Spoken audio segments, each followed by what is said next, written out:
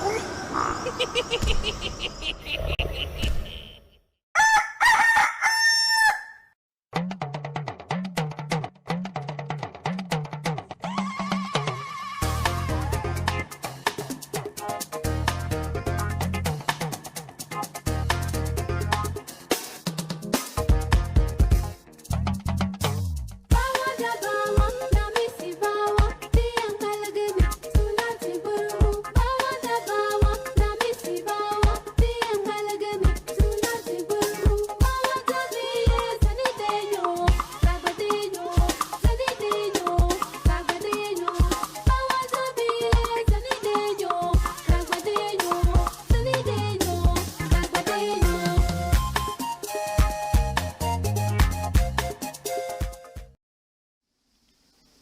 Blessed is the man that worketh nothing at the counsel of the heathen, nor sitteth in the seat that is scornful. But his delight is in the law of the Lord, and in this law that see I did sunrise and sundown. Him a go deal like a tree planted by the rivers of water that bringeth forth fruit in his season. Him leaf never a go wither, and whatsoever him do shall prosper. Yay!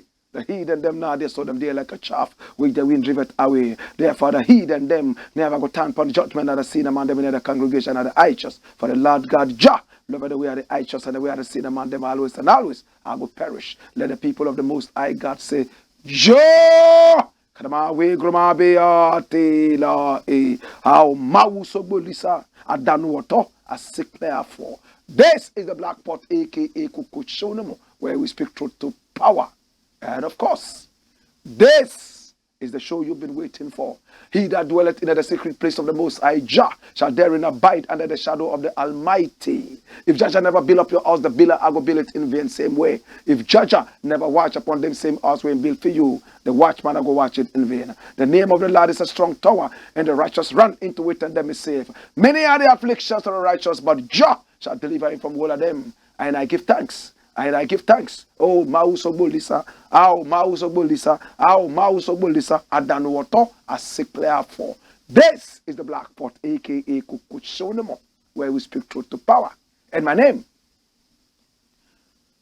Blakk RASTA. Now, in every traditional African home, there is a black pot, and each time this black pot sits on the fire, something symbolical happens. Now, the black pot contains ingredients. Now the ingredients have different shapes, different sizes, different tastes, different smells, and even different colors.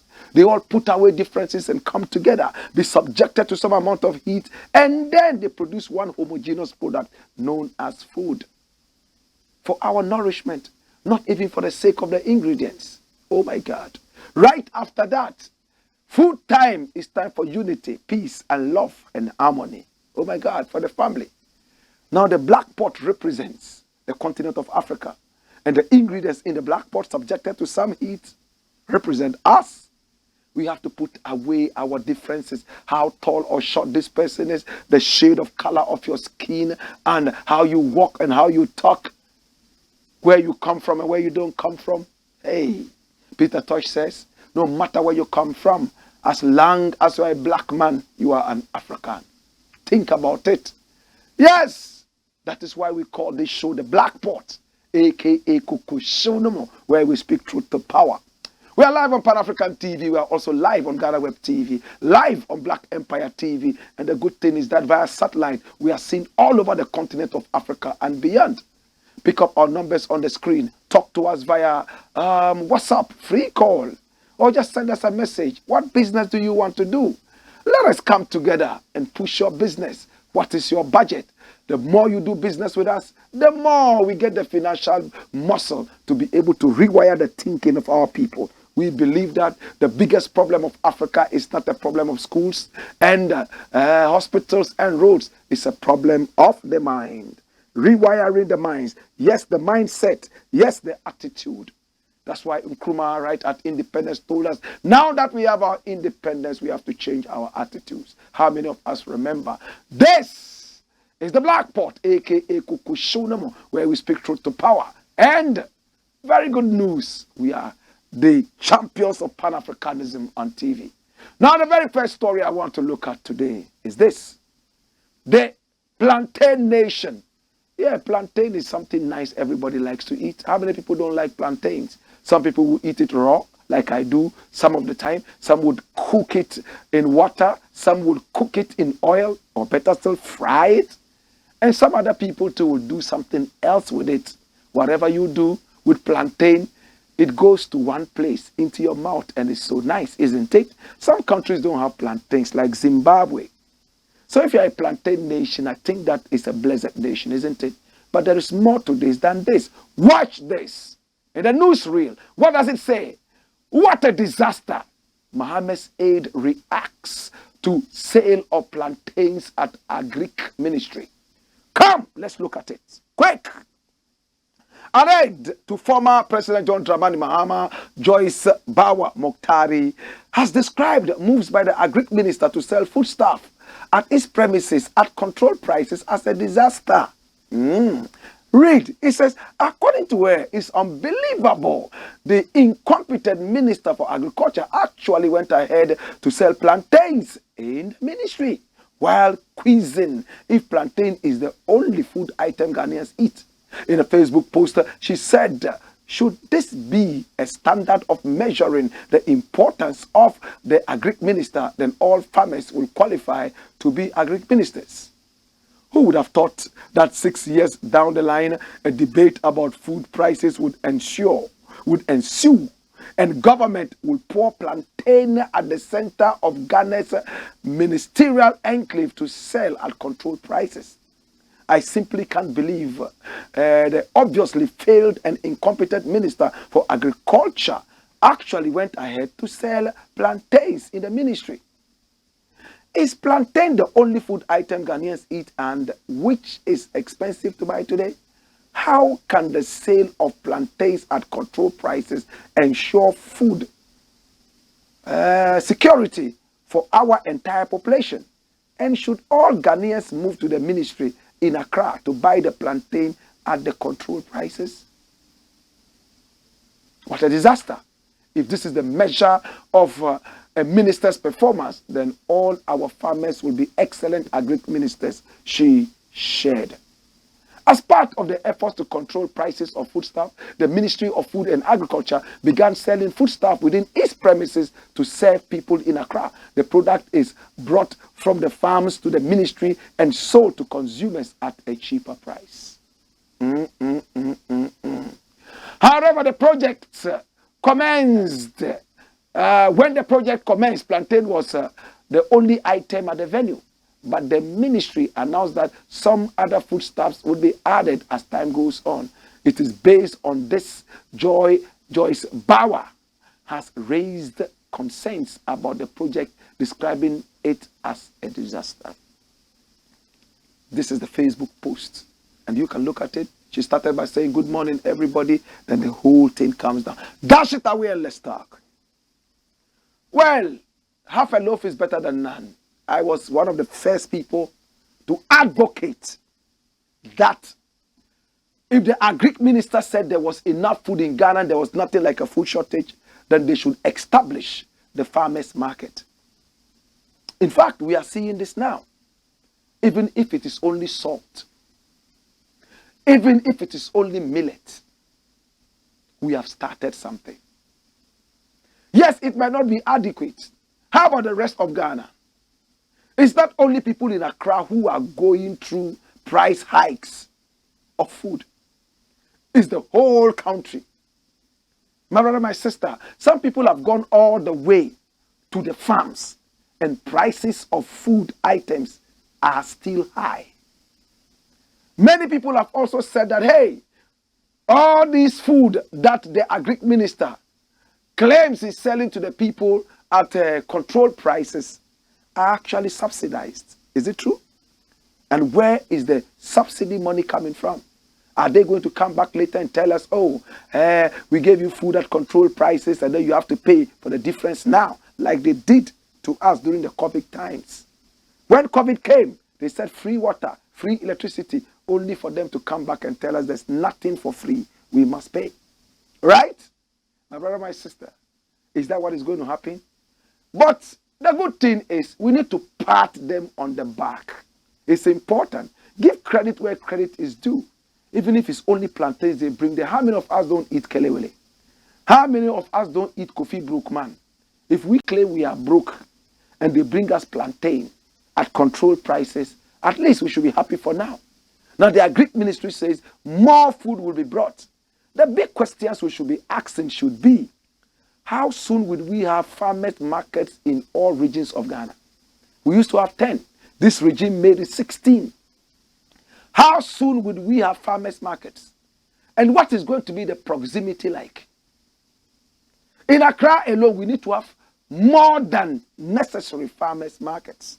People should not come all the way from Winneba, all the way down to Accra to come and buy food items at controlled prices from the Agric Ministry. You know why? It would have defeated the purpose. Because travel cost alone is high. Petrol prices are high. People are running left, right, and center, parking their cars and walking, or going by some other means. And if the idea is to bring prices down, then you would end up even hiking the prices the more. True? Now we must also be careful. Those people who will go and buy it to resell. We must also be careful. Who are the people who are qualified to buy the food? Is it party members as usual? Once you go and show your party card, then you take some away. We must also be careful that we are not maltreating the farmers who are producing this. You go and threaten them, squeeze their hands, slap them, threaten them with long jail sentences, and tell them that, hey, they must sell the plantain to you at a certain price, or else you show them where power lies, so that you can win political points. These are the questions we should be asking. Not about it's only plantain that is there and is being sold at the ministry. It doesn't matter, even if it was sold on the roof of buildings. Are people able to get access to that? That is the question. It's good that it started with the Agric Ministry, but it shouldn't stay there. It should spread all over so that we'll be able to call ourselves a proud plantain republic. We have risen from banana republic. Now we are going to plantain republic. I pray we don't get into cassava republic. Think about it carefully. And these are the questions we should be asking them. Spread the farmers markets all across Ghana so other people can benefit. That it's not only in Accra that food prices are high. Again, make sure that the farmers are not underprivileged. That the farmers are not at the receiving end when you go to take the food from them to win your cheap political points. I will give a kudos to the Agric Ministry. We want to see more food items. And even livestock. I don't eat animals, so I won't even advocate that. But I won't be selfish enough to say because I don't eat it, some other people shouldn't eat it. I wish nobody eats that. But can you add livestock? Can you add some other things? The Agric Ministry said, yes, we will do that. How soon? Is this sustainable? How long can you keep doing this? We want to know. Don't do it for 1 week and then come and be telling us stories. We don't want to hear your stories. We've heard enough. This is a government of lies, a government of telltales, a government that is so shamelessly lying. This is the Black Pot, aka Kukushonomo, where we speak truth to power. Come! The next thing I want us to look at is this. And remember, we are rewiring the minds of our people. The attitude must change. Now, when the attitudes change, Africa would change. When we rewire the minds, the thinking, the mindset of our people, we'll become a better people. Our continent's biggest problem is not the problem of schools and roads and hospitals, the mindset. Next thing I want to look at is entitled The Jamal Khashoggi Betrayal. Who was Jamal Khashoggi? That's him. In 2018, he was 59 years old. 4 years back, 2018, he met his untimely death right there in Turkey, specifically Istanbul, the capital. That's it. In this embassy, the Saudi consulate, right there inside what is known as Istanbul, Turkey. We are talking about Jamal Khashoggi. Jamal Khashoggi was born in Medina, right there in Saudi Arabia. And interestingly, he was a man who listened to the people. Whatever the people said, he opened his ears wide and listened to them. And whilst he heard the cry of the people, he wrote that down and he spoke that out as a journalist for the people. So he became the mouthpiece of the people. And because of that, he turned heads around and caused a big explosion in Saudi Arabia. Now we all know the history of Saudi Arabia, human rights abuses, religious problems, and so on and so forth. My brother, my sister, in Saudi Arabia, if you are a man who commits adultery or a woman who commits adultery, you will be lashed. If it's fornication, it has a different punishment. Sometimes you could even be stoned to death by the Islamic law.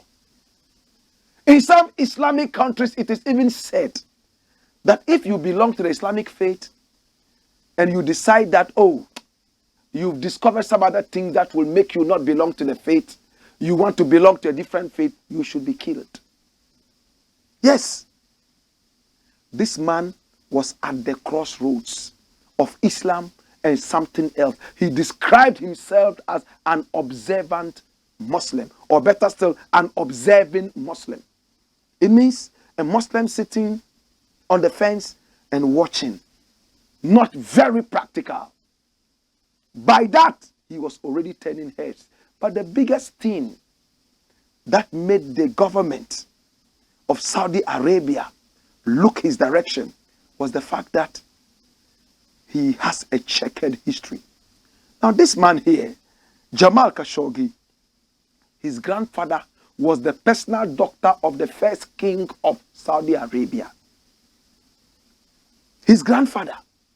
And this is the king. King Abdulaziz, aka King Al Saud. The same. The first king. And Khashoggi's grandfather was his personal doctor, personal physician who took care of the whole royal family as well. And he was rich. In fact, Jamal Khashoggi had an uncle who was called Adnan Khashoggi. That's him here, so rich and flamboyant. One of the richest men in Saudi Arabia. Everywhere he went, money flew around him and they knew him. So Jamal Khashoggi was not coming from a poor background. And interestingly, his cousin was the famous Dodi Al-Fayed. How many of us remember Dodi Al-Fayed? Princess Diana. You all remember Princess Diana? For the first time, paparazzi became a trending word across the world. When paparazzis chased them to take photos of them, because Diana was actually the wife of the king of England. The king. He's still alive. His mother just died. You understand? And unfaithfulness on the part of the king and unfaithfulness on her side as well. She started dating this guy. And this guy was so rich. His father was extremely rich. He owned some huge establishments even in England. And boom, they crashed in a tunnel in Paris and the two of them died. We all remember the songs that came out of that. So this guy called Dodi Al-Fayed, and we even have a certain boat in Ghana here called Dodi Princess, right? Dodi and Princess. You see, so if it can spread all the way down, then you can imagine the popularity of this guy called Dodi Al-Fayed. The two lovebirds died, or better still, were killed. Some people believe that their death was orchestrated. So you see the story of Jamal Khashoggi. He was so close to the royal family. His grandfather took care of the king till the king died. And at the same time, he came from a family of largesse. His own father was hugely rich. Now, he was married 3 times and divorced 3 times. He had 4 children. At the age of 59, he fell in love with a beautiful lady. Oh, yes. That's her. From Istanbul, from Turkey. When he was 59, this girl here was 32. Rising all the way towards 36. When they planned that they were going to get married, they met at a conference in 1958. I beg your pardon. When he was 59, they met in 2018. Oh, Lord. And when they met, they fell in love. And they decided that they were going to get married. So this man here called Jamal Khashoggi left wherever he was and went all the way to Istanbul in Turkey to get married. But before he left his base, he had criticized the royal family of Saudi Arabia. And the royal family felt so embarrassed. This is the king. So embarrassed. This is King Salman. Very embarrassed because he was talking against the human rights abuses in Saudi Arabia. How women and men were not equal and should be made equal. But the Saudi people, in fact, the royal family didn't want to hear that. He was fighting for human rights, writing and speaking and granting interviews. And interestingly, Jamal Khashoggi had close relations with Osama bin Laden.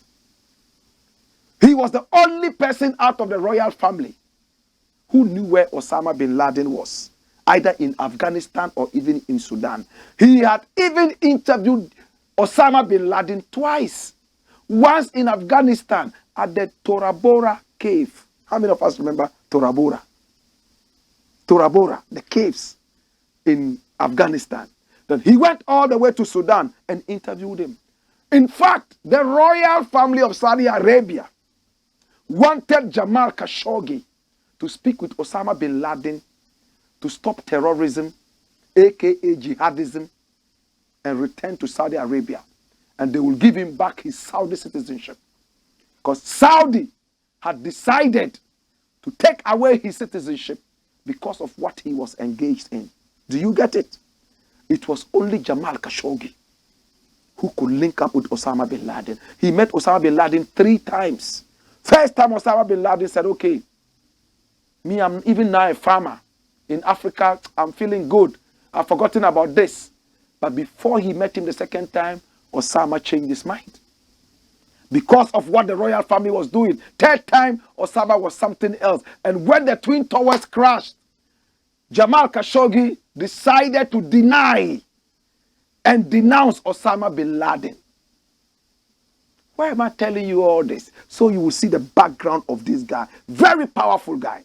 So when he spoke, it carried weight. He was not like an ordinary journalist. But this guy here, schooled in America and also in Saudi Arabia. So he spoke fluent English and fluent Arabic. In fact, he even worked with the Washington Post in America. Because he started criticizing the royal family, they targeted him. And quickly, he got the intelligence and left Saudi Arabia in self-exile. So it was whilst he was in exile that he fell in love with this pretty woman. Oh my God. That's her. Is she not pretty? From Turkey. Her name is Hatis Cengiz. Hatis Cengiz. They decided to get married, but he needed some papers. She was about 32 years. Some other documents say she was 36. When they fell in love, he needed to go to the Saudi embassy because remember, Jamal Khashoggi was a Saudi citizen. So he went to their consulate. Show me the photo of the consulate here in Istanbul to go and get some papers. Listen to this story. To get some papers so that he'll come and marry his sweetheart. When he went and they realized that this was Jamal Khashoggi, quickly they made phone calls to Saudi Arabia. And the crown prince, show me the photo of the crown prince of Saudi Arabia. That's him.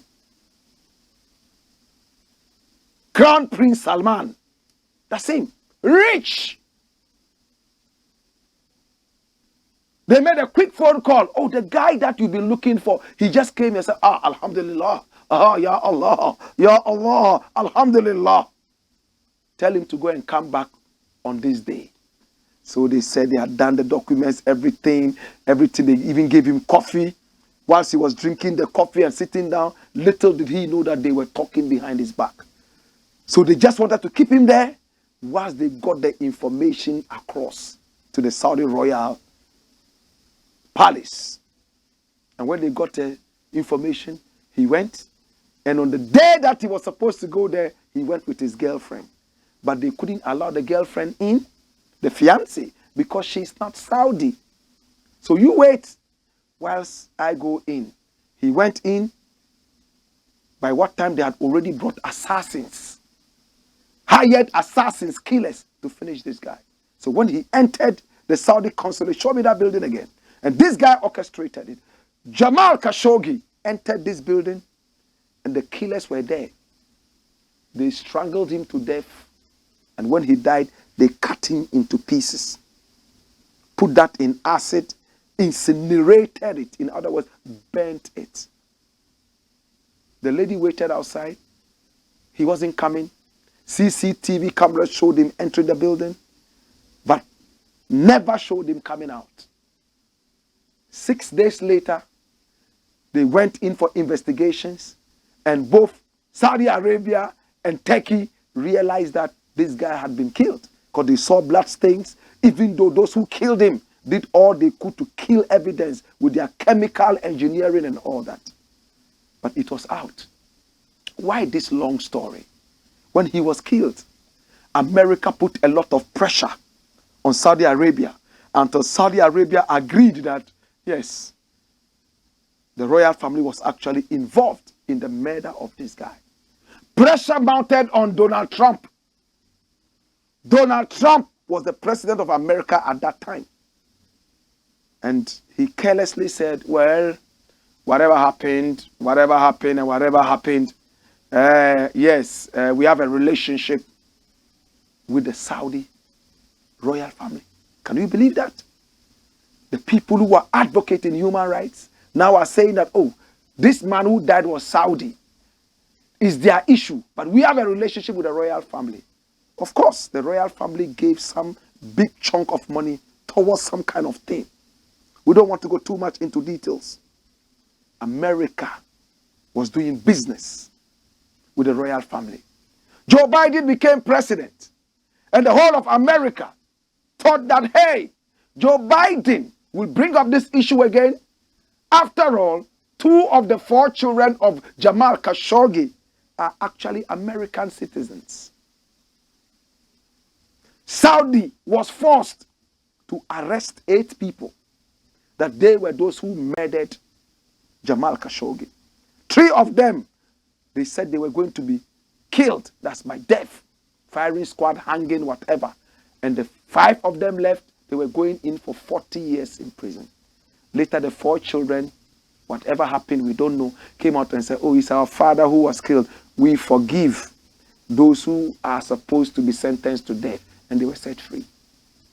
Interesting, isn't it? So Joe Biden now came under pressure to be able to deal with this situation. But listen, see what is happening now. What is in the news? Watch it. Jamal Khashoggi killing. Anger as U.S. offers Saudi Crown Prince immunity over journalist murder. Immunity. You see the guy whose picture we just showed you? That's him shaking hands with Joe Biden. Come, let's talk. That's them. Hey, is it all about money? Or what is it? Why the sudden U-turn? When Donald Trump did it, people insulted him and said so many things. Right now, it's Sleepy Joe. Bring back the story. What does it say? It said Jamal Khashoggi killing. Anger as U.S. offers Saudi Crown Prince immunity over journalist murder. Joe Biden had previously vowed to make a pariah of the country's rulers following the 2018 outrage. But the State Department is now pressing for immunity from prosecution. And look at the date, 10th November 2022. This same month of November. Watch the full story. What does it say? Joe Biden has been accused of capitulation after his administration said Saudi Arabia's crown prince should not face legal action over the murder of a U.S.-based journalist, despite the U.S. president having previously vowed to make a pariah out of the country's rulers following the 2018 killing of Jamal Khashoggi. The State Department has declared Mohammed bin Salman's high office should protect him from prosecution for his alleged role in the slaying. The official call for the prince, widely known as MBS, that's Mohammed bin Salman, to be granted immunity came as he faces a lawsuit filed by the fiancé of Mr. Khashoggi and the rights group he founded, Democracy for Arab World Now. Yes, Democracy for the Arab World Now. The request is non-binding and a final decision will rest with a judge. But the move is bound to anger human rights activists and many U.S. politicians coming as Saudi Arabia cracks down on critics at home and abroad and has cut oil production, a move seen as undermining efforts by the U.S. and its allies to punish Russia for its war against Ukraine. What a dirty world! What a dirty world! Watch the second paragraph again. It says, but the move is bound to anger human rights activists and many U.S. politicians coming as Saudi Arabia cracks down on critics at home and abroad and has cut oil production, a move seen as undermining efforts by the U.S. and its allies to punish Russia for its war against Ukraine. Dash it away. Dirty world. Dirty world. Dirty world. A man has been killed, slaughtered, and dismembered, thrown into a barrel of ice. Evidence almost scraped off. U.S. comes to back and make so much noise. Human rights, gay rights, lesbian rights, LGBTQIQQ, square root 5 times 2, everything. So yeah, U.S. is the champion of human rights. It must work. All of a sudden, Donald Trump says, oh, it's their issue. It's the Arabs who are killing each other, but we have a relationship with the royal family. Such a dumb president. That's why I made that song. Donald Trump, you too dumb.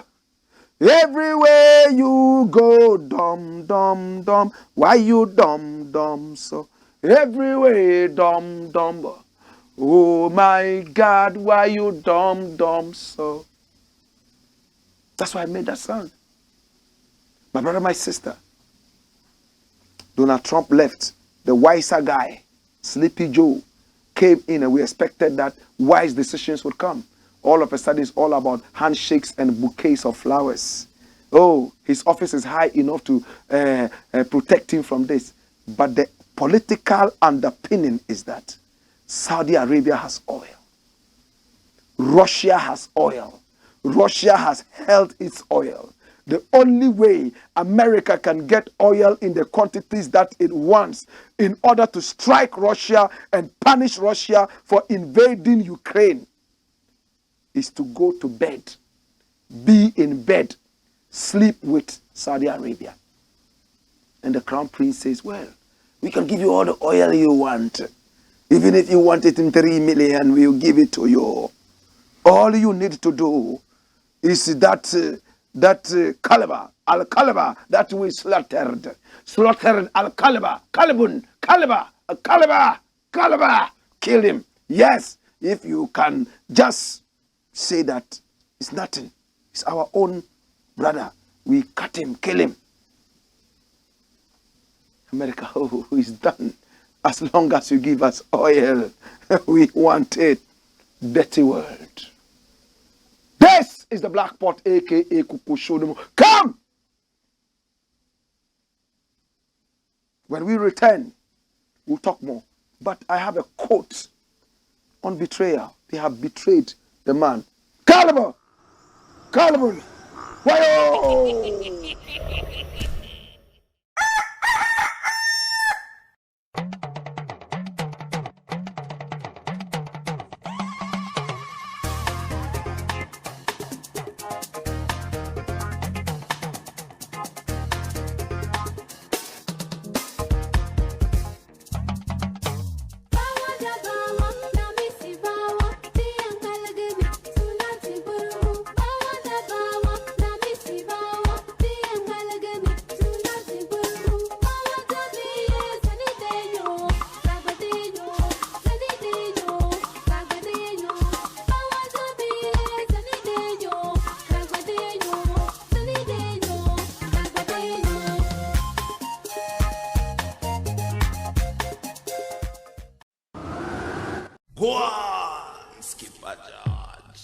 Blakk Pot, Kuku show them. This is the Black Pot, aka Kukushunamo, where we speak truth to power. Do business with us. We need you to do business with us. So you can give us that political muscle. Yes, that spiritual muscle, that physical muscle, most importantly, that financial muscle, to be able to speak truth and give them a shock treatment in their minds. This is the Black Pot, aka Kukushunomo, where we speak truth to power. Next item. Watch it. It's rolling. Nigeria's untold poverty. Hey. Show me the newsreel. Run it. Jesus. Nigeria is the most populous country in the whole of Africa. Over 250 million people. The most populous. One of the most influential in the world. Today when you talk about Afrobeats, it's Nigeria. Oil in Africa, you can't take Nigeria out. The human resources, great. Great writers, great thinkers, great philosophers from Nigeria. I love Nigeria. Watch this. This is from The Punch. The Punch is a Nigerian newspaper. It says Nigeria's poverty exceeds World Bank projection. And 5 states are in the lead. Hey, Nigeria. It exceeds the World Bank projection. Poverty. Oh, it's like World Bank, I'm saying that, oh, Nigeria, this year, 2 states are going to be very, very poor. And then comes out of 5 states. Let's read the story. The National Bureau of Statistics has disclosed that 133 million, in fact 133 million Nigerians are multidimensionally poor. That's about 1/3 of the population of Nigeria. Are multidimensionally poor. In its latest National Multidimensional Poverty Index report launched on Thursday, the NBS, that's the National Bureau of Statistics, said that 63% of Nigerians were poor due to a lack of access to health, education, living standards, employment, and security. Now, the Multidimensional Poverty Index offers a multivariate form of poverty assessment, identifying the privations across health, education, living standards, work, and shocks. The Statistician General of the Federation and CEO of the NBS, Samiu Adeniran, said this was the first time the Bureau would conduct a standard multidimensional poverty survey in Nigeria.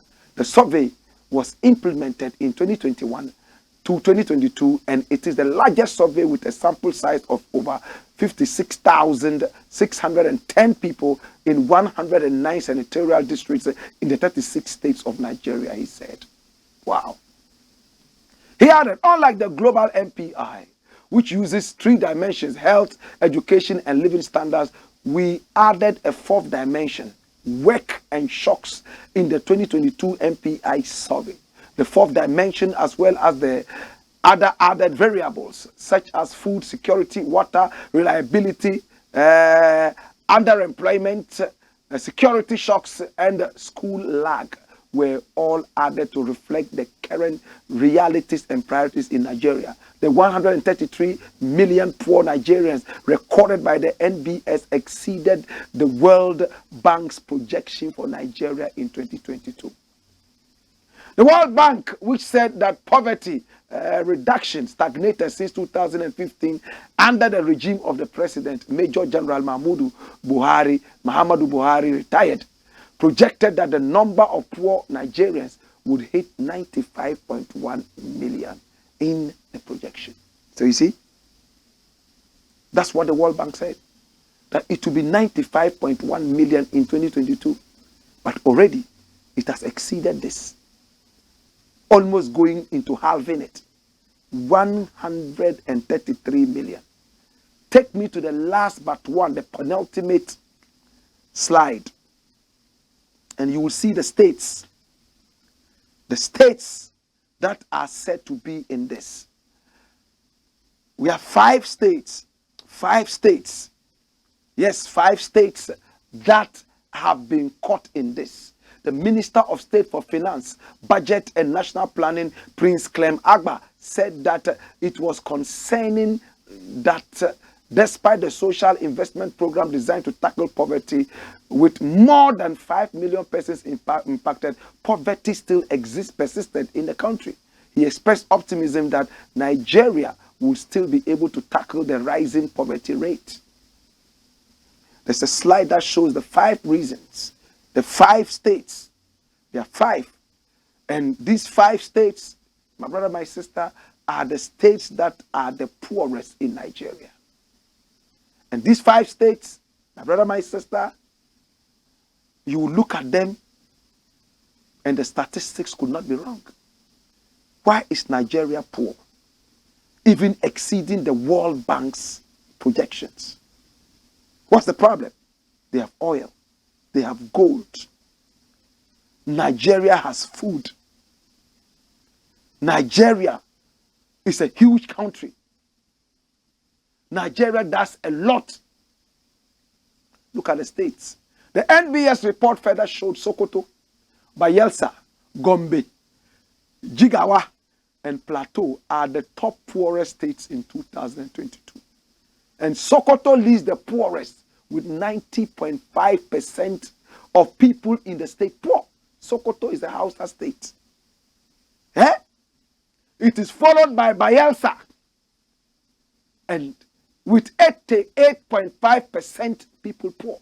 Gombe, 86.2%. Jigawa, 84.3%. And Plateau, 84%. The least poor states are Ondo, with 27.2%. The least poor. In other words, they are like the best states there. So Ondo State is the richest state in Nigeria, followed by Lagos State, then Abia State, Edo State, Anambra. When we talk about Anambra, we all remember Anini, the biggest criminal that Africa has ever seen. I don't know about modern day criminals. They are more criminal than Anini. My brother, my sister, this is where Nigeria is. Dash it away. Poverty in Nigeria. Does Nigeria deserve to be poor? With all these great minds. When you read the story further, you will know why Nigeria is poor. One reason, your guess is as good as mine: corruption. In Africa, what makes people poor is corruption. It's not a lack of food. It's not a lack of intellect. The mindset. Kwame Nkrumah said something. I want to share it with you. Come! Kwame Nkrumah said, the best way to fight corruption is to build. Listen, the best way to fight corruption is to build a strong public opinion against it. What's the opinion? The public opinion. If it's here, this is wrong.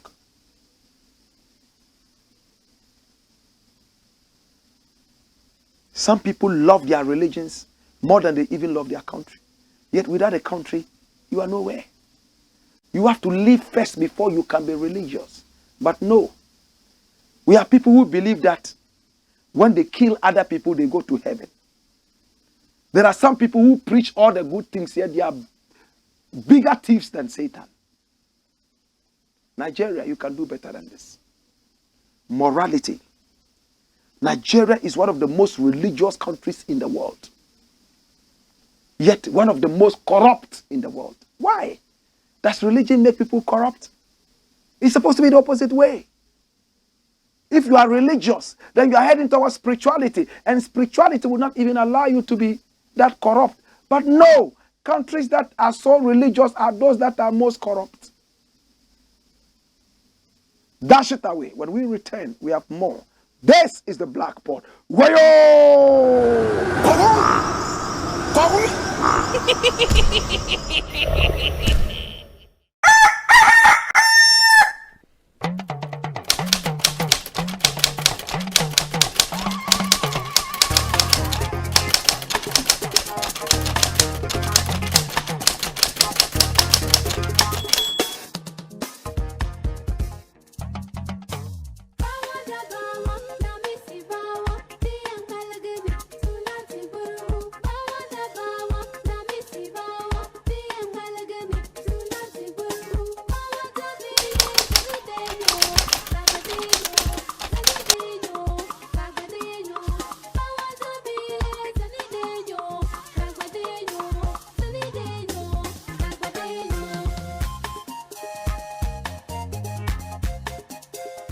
Go on, Skipper George. Blakk Pod. Cuckoo show, man. This is the Blakk Pod, aka Cuckoo Show, where we speak truth to power. Next thing. What does it say? Watch it. It's rolling. Minimum wage increased. Okay. The government of Ghana increased the minimum wage. Now workers are supposed to get more. But what is the minimum wage? Watch this. Daily minimum wage increased to 14.88 Ghana cedis. This is less than $1. The daily minimum wage in Ghana is less than $1. Right now, a dollar goes for about 15 Ghana cedis, right? Watch it. This is 14 point. Granted, let's even say it's $1. So the daily minimum wage in Ghana is $1. It means that when you go to work from morning all the way down to evening when you are going home, they'll give you $1 as the minimum. They either give you more or less depending on what establishment you're working in. Let's read the story. The national daily minimum wage has been increased from 13.53 in 2022 to 14.88 pesos for the year 2023. So it's not even now, next year. The Minister of Employment and Labor Relations, Ignatius Bafoewia, has announced organized labor, the Ghana Employers Association, and the government have been meeting on the determination of the national daily minimum wage for 2023 since Monday, November 14. This afternoon, the minister said at the press conference in Accra on Wednesday, November 16, that the National Tripartite Committee concluded the negotiations, and we think this is the best time to communicate to Ghanaians on the outcome of the negotiations. Dash it away.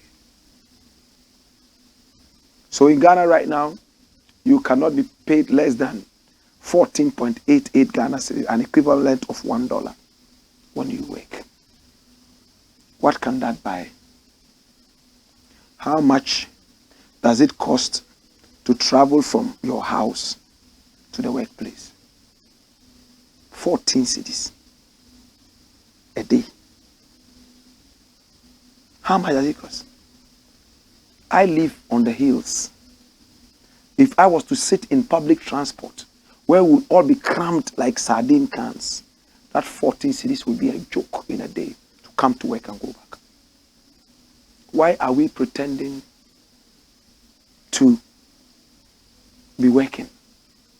There was a report some time ago that came from the BBC or so, or some American network, a long time ago, that said Ghanaians pretended to work and the government pretended to pay them. We are both pretending. That's why you go to the workplace, people sleep all day. People are working lotto. Now they do it digitally on their phones and on their PCs. At the end of the day, productivity goes low and the nation suffers. Why can't we be truthful to ourselves? Why is the government not providing transportation for all government workers? Why would it not be a must for every company that employs to reserve money if they cannot provide transportation for their workers? For instance, Black Empire Media, how many workers do we have? Let's say we have 5 or 10. Each one of them should be given transport in and out. In fact, you should even give them lunch at work. At least lunch. Why can't we do that? What happened to the so-called work and happiness? Mens sano corpore sano is a Latin statement that says what? A sound mind is in a sound body. It means if your body is not sound, if you are hungry, you can't think well. If I were president, every government institution would provide food. It will be a must that every outfit that employs people must have a canteen. People must eat. People must eat. We are not going to tolerate those who will come and say, oh, I've eaten already at home. No, sir. You must eat. Because some people will tell you that because they want to collect the money and pocket. No, we want you to be healthy. We want you to be fine. When you are coming to work, we want you to feel like, oh, when you come to work, at least, even if you haven't eaten the whole day, some gobe, you go chop gobe. It should be done, brethren, so that you are not overtaken by events. Dash it away, make we deal with the next thing. Next thing I want to look at, because I'm running out of time. It says nobody is 100%. We know. Even Jesus said he wasn't 100%. Or he said it. Okay, Jesus said it. Only Jesus. This is this guy. This guy is supposed to be a minister. Minister of something that has to do with galamsey, something. Nice outfit. Very nice outfit. Yeah. And when you look at the face, you think that he's bleached. I don't think he's bleached. That is his color. Watch it. He says, we shouldn't pretend. The problem is not Ken Oforiatta. Miracle Duka fires colleague NPP MPs. Come, let's read this quickly. It says, Deputy Lands and Natural Resources Minister George Miracle Duka has shared his dissenting position on the request by members of parliament, particularly of the governing New Patriotic Party, NPP, for the removal of Finance Minister Ken Oforiatta. George Miracle Duka, who is also the member of parliament for Takwa and Swim, appealed to his colleague MPs to let calm prevail over the matter. According to him, no human is 100% perfect, so it doesn't sound right that the NPP MPs will gang up on the finance minister. Dash it away. So this Minister cum MP is not a serious guy. He's not serious. We are not 100%, so we should keep fooling. That's what it means, right?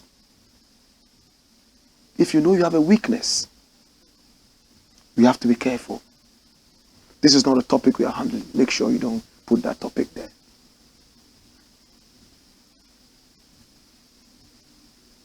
Nobody is 100%. It's what we are looking at. And that is what this man is saying. We all know that we have faults. But we have to work and limit the faults. We can forgive if the fault is peripheral.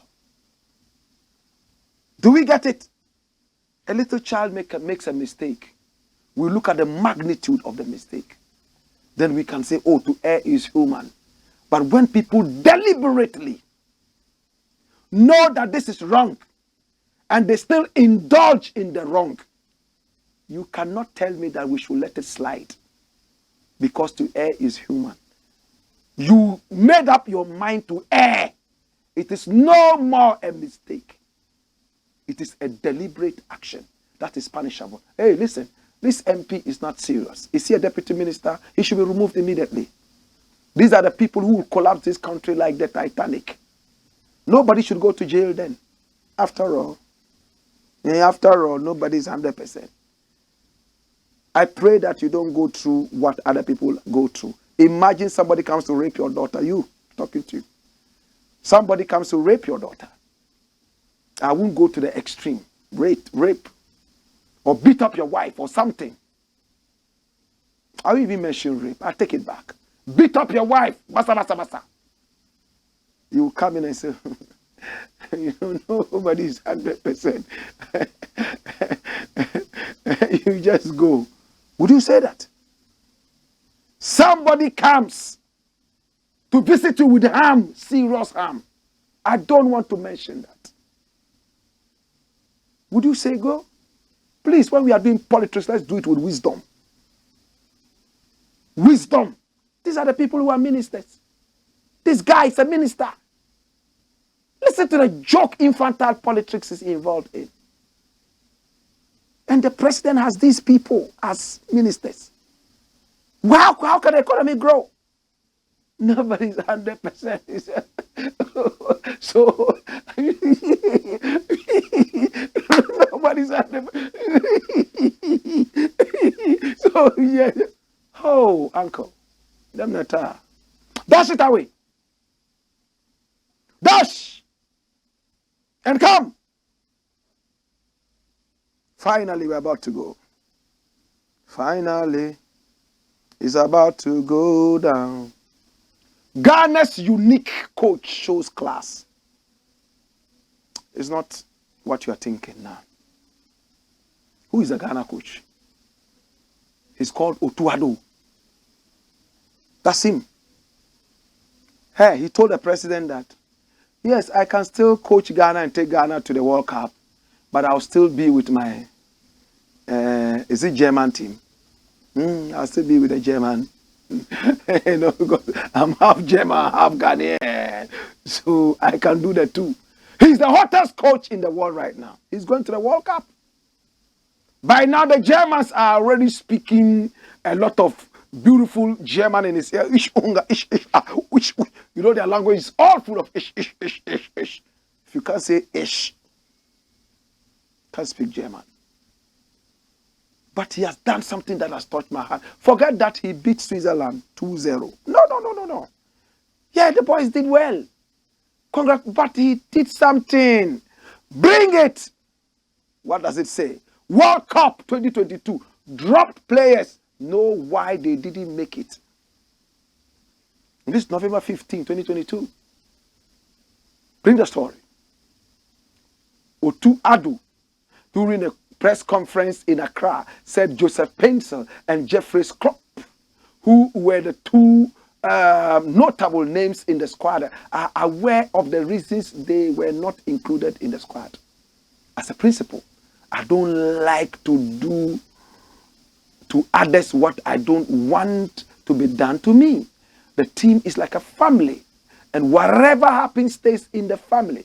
The players who did not make the squad know why they did not make it. I've spoken to them. Dash it away. Dash it away. What a coach. Hey, even when you go to our hospitals, listen, this is the Ghanaian thing. I don't know about other African countries. The doctor will look at you, doctor, I'm not feeling fine, I can't eat, I'm vomiting. Okay, okay, open your eye. Open your mouth. He writes. Takes about 5 seconds to write, and he puts a piece of paper. Go and buy the medicine. The pharmacist will show you how to take it. Go. Why?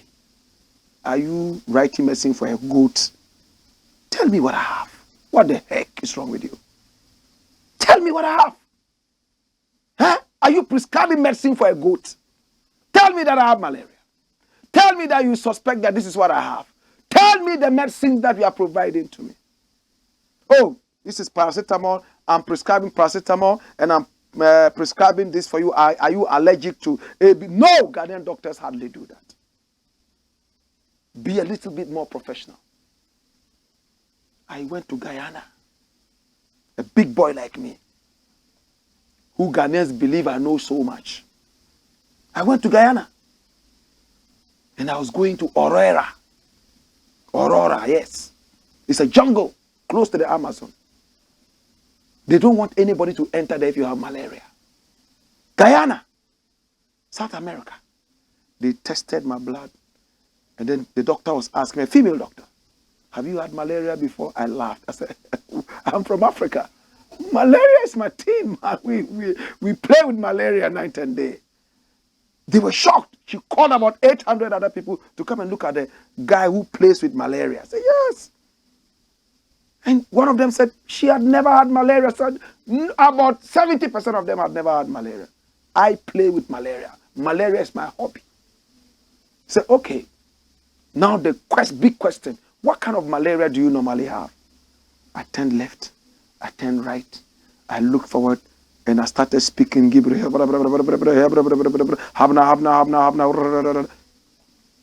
don't know. In Ghana, malaria is malaria. Me, I don't know. Please, educate me. Do we have types of malaria? Oh, well, depending on the kind of mosquito that bites you, you might get this kind of malaria, or that malaria, or that malaria. This one is called cerebral malaria. This one is called malaria. Oh, Jesus. I felt like our doctors don't do that. How many times did you listen to Lai Kingston the last time? Lai Kingston used to play for the Black Stars. His biggest dream was to go for the World Cup, but he couldn't make it. And he's so embittered. He's so angry with the coach, even in retirement. You know why? He said when the coach dropped him, he never told him that I dropped you because of this. How many coaches will tell you that, well, this is my squad. The others that were invited that couldn't make the list, you couldn't make it because of this, you couldn't make it because of this, you couldn't make it because, do you all agree? Oh, well, there are some people who say, oh, but at least you have told them. I salute you, coach. Not many will do that. Not many will do that. We wish you all the best. Go and bring home the laurels. You're going to do well. God bless you. Hallelujah. It's been the Black Pot, a.k.a. Kuku Shodomo, where we speak truth to power. We shall return. Hey! Wayo!